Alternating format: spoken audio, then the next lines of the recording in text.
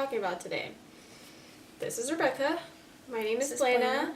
And today we're going to talk about righteous indignation. What does that mean to you?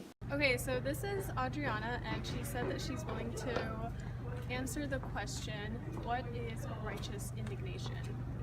I honestly have no idea what that term means. I have a feeling that my lack of knowledge about the term says something about that. Righteous indignation, I don't know. Probably, I have a feeling that it means something like you're just like too high up to realize what the problem is. We just met this fine gentleman, Khalil, here that said he would be willing to participate in our project. Khalil, what do you think righteous indignation is? When I hear the word righteous, I think of purity. Indignation sounds something like indigenous, so I'm thinking it has to do with pure people that might be in a certain So area. we're here with Cleo, and Cleo's agreed to be part of the video. Cleo, have you ever heard of the phrase righteous indignation? I have not. What do you think it means? I think it's native cultures embracing their culture that they have been suppressed for centuries, and now they're back. They're trying to bring it back. And Hi, this is Richard Stepp, and today we're going to ask him what righteous indignation means.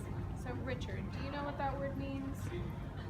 Well, indignation means that you're insulted by something.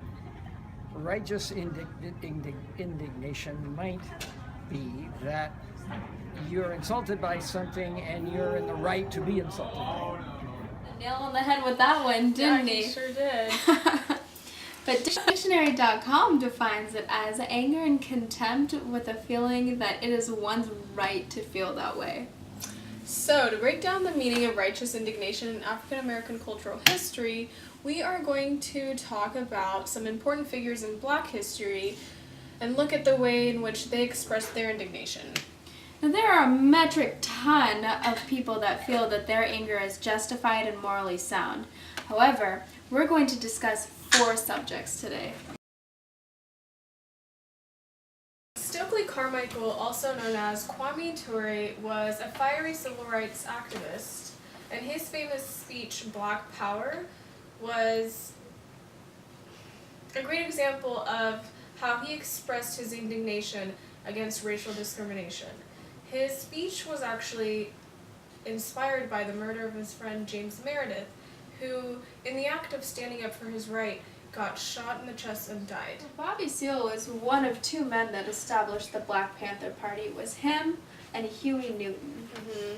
And they established the Black Panther Party initially to kind of like have a not witness protection program. It was like a tactic in protecting and fighting for the Black community, would you say? Yeah, it started off as a neighborhood watch, and as police brutality increased, the organization increased, and they continued to combat police brutality with like really assertive tactics, which is kind of what helped the organization gain momentum. They were fighting overall for justice, safety, and social equality for the Black community. Some would even go as far as saying that their assertive tactics were almost aggressive. So aggressive to the point that they eventually became target of a secret FBI.